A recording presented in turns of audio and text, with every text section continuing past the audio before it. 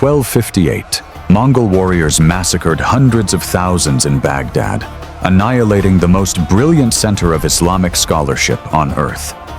The Tigris River turned black from the ink of countless destroyed manuscripts, then crimson with blood.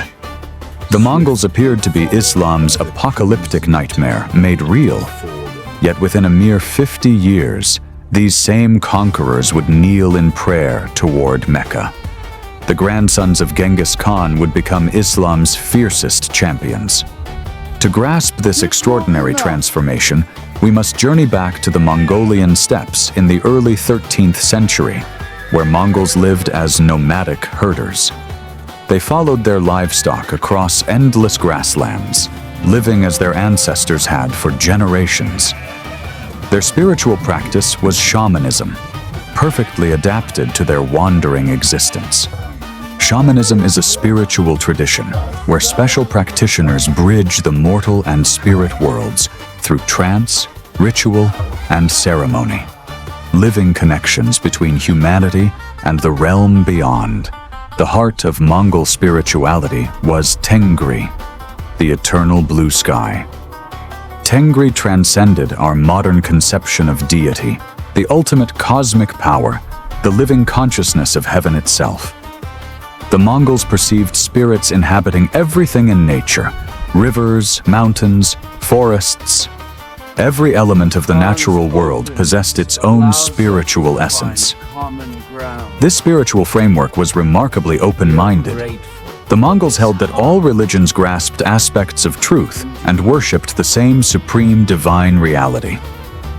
When Genghis Khan forged his empire in the early 1200s, he made this tolerance official policy through his legal system, the Yasa.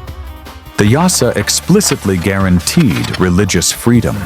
Religious figures of every tradition were freed from taxation. Sacred buildings received protection. This was the Mongol approach: pragmatic, inclusive, focused on results. Their empire eventually spanned from Korea to Hungary, encompassing countless faiths. However, as Mongol power expanded into Central Asia and the Middle East, this balance faced mounting pressure from great cities like Samarkand. Cities like Bukhara weren't merely military prizes. They were sophisticated urban societies with intricate administrative frameworks, all founded upon Islamic law and culture. The Mongols were unmatched warriors and tacticians, but they remained fundamentally nomadic people, lacking the complex bureaucratic infrastructure to govern these civilizations. They employed Muslim administrators to manage their empire. Persian bureaucrats became indispensable. Muslim traders controlled commercial networks. Islamic scholars functioned as ambassadors. This created a peculiar dynamic. The Mongol Khans occupied the apex of power, but they were encircled by Muslim counselors, officials, and attendants. Their sons and daughters were frequently raised by Muslim caretakers. Muslim merchants influenced trade decisions. Persian became the administrative language throughout much of the empire. Despite this, the Khans themselves remained shamanists. Hulagu Khan, who obliterated Baghdad, still sought guidance from his shamans before crucial decisions. His wife, Doks Khatun, was actually a devout Christian. Religious pluralism remained official doctrine throughout the empire. But gradually, Mongol rulers began recognizing something crucial. While religious tolerance was admirable, it created a fundamental disconnect between rulers and ruled. The vast majority of their subjects were Muslim. The administrative apparatus was Muslim. The cultural vitality was Islamic. The Khans were strangers in their own realm. The Mongol Empire was partitioned into 4 khanates. The pivotal moment arrived with Berke Khan, ruler of the Golden Horde controlling Russia and the Western Steppes. Berke embraced Islam around 1252, becoming the first Mongol Khan to convert. His conversion combined personal faith and political strategy. He had encountered Islam from youth through Muslim merchants and scholars, but he also recognized that conversion would secure support from Muslim populations. More significantly, Berk's conversion fractured the Mongol world. When his cousin Hulagu destroyed Baghdad in 1258, Berke was furious. The destruction of Baghdad and the execution of the Abbasid Caliph was viewed by Berke as an assault on Islam itself. Berke and Hulagu nearly waged war against each other, Muslim Mongol versus Shamanist Mongol. This revealed a critical truth to other Mongol leaders. Islam could be a wellspring of authority and legitimacy, not merely the religion of the defeated. A new path forward was emerging. In the Ilkhanate, the Mongol state governing Persia and the Middle East, Khans began earnestly contemplating conversion to Islam. Gazan Khan, who reigned from 1295 to 1304, finally made the defining choice. He was already 24 when he converted, immediately before ascending the throne. This wasn't childhood conditioning. It was a calculated political maneuver. By embracing Islam and adopting the Muslim name Mahmud, Gazan reinvented himself completely. He transformed from foreign conqueror into legitimate Muslim sovereign. The effects were immediate and profound throughout his realm. Muslim subjects who had been subjugated suddenly perceived their Khan as one of their own. Resistance movements lost religious justification. Gazan made his conversion conspicuous and emphatic. He commanded the construction of mosques and donated lavishly to Islamic institutions. He declared the Ilkhanate a Muslim state. Gazan was no longer governing against his society's grain, he was governing with it. But embracing Islam created fresh challenges for Mongol rulers. They had to reconcile their new faith with their Mongol identity and customs. Gazan's reign illustrated these tensions. He implemented Islamic law, Sharia, but also preserved elements of the Yasa, the Mongol legal code. He erected mosques, but maintained Mongol military customs and administrative methods. He attempted to be simultaneously fully Muslim and fully Mongol, and the balance wasn't always achievable. This transformation poses a fascinating question. Did the Mongols conquer the Muslim world, or did the Muslim world conquer the Mongols? The answer is complex, because while the Mongols adopted Islam, they also transformed it in meaningful ways, creating something entirely new. By the mid-14th century, the transformation was essentially complete.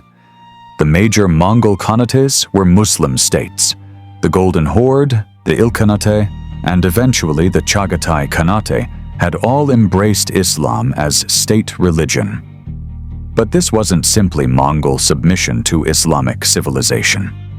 Instead, they forged a distinctive synthesis: Mongol Islamic culture blending elements of both traditions.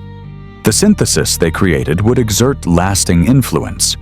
When Timur, known as Tamerlane, built his empire, he claimed descent from Genghis Khan. He presented himself as both a great conqueror in the Mongol tradition and Islam's defender. The Mongols had discovered what they sought, but this transformation exacted a price. The ancient Mongol religious tolerance was largely discarded. The shamanism that had guided the early Mongols faded into obscurity. Many traditional Mongols felt something essential to their identity had been surrendered. The Mongol Islamic cultural synthesis was rich, but it was no longer purely Mongol. There was also the cost of religious conflict. Muslim Mongols battled Buddhist Mongols. The old unity of the Mongol Empire was further divided by religious differences. The Golden Horde warred with the Ilkhanate, partly along religious lines. The Mongol Empire, already politically fragmented, was torn apart by faith. Moreover, strict Islamic enforcement sometimes generated problems. Uzbek Khan's religious policies triggered rebellions across his territories. Gazan's destruction of non-Muslim religious sites alienated portions of his subjects. The flexibility characterizing early Mongol rule was replaced with religious rigidity. Eventually, the Mongol Khanates weakened and collapsed. The Ilkhanate disintegrated in the 1330s. The great Mongol Empire that once stretched across Eurasia was gone. The Golden Horde fragmented over subsequent centuries. The Chagatai Khanate split into smaller states. Political unity was lost forever, but the Mongol Islamic synthesis endured. In Central Asia, it became the foundation of new states and empires like the Timurid Empire, the Uzbek Khanates, and eventually the Mughal Empire of India, all claimed Mongol ancestry while being thoroughly Islamic in culture and faith. The synthesis reached its pinnacle in the Mughal Empire, where Mongol heritage and Islamic civilization merged into magnificent artistic and architectural achievements. In the Mongol heartland itself, Mongolia, the story diverged. There, Islam never permanently established itself. A different path awaited. Instead, Tibetan Buddhism became dominant in the 16th and 17th centuries. The Mongols of Mongolia retained a distinct identity separate from their Muslim cousins. From the steppes of Mongolia to the courts of Persia, from shamanist warriors to Muslim sultans, the Mongols traveled an improbable path. Today, millions of people across Central Asia, Russia, and the Middle East descend from the Mongols. Most are Muslim. They carry in their heritage both the legacy of Genghis Khan's conquests and Islamic faith. That combination shaped the history of a vast region. The warrior tradition and Islamic civilization merged, creating a unique cultural identity that continues influencing the region today. The Mongols' journey from destroyers to defenders of Islam stands as one of history's most remarkable transformations. It reminds us that cultures are not static, that identities can evolve, and that yesterday's enemies can become tomorrow's faithful. From the ashes of Baghdad rose a new civilization, one that honored both the warrior spirit of the steppes and the spiritual devotion of Islam.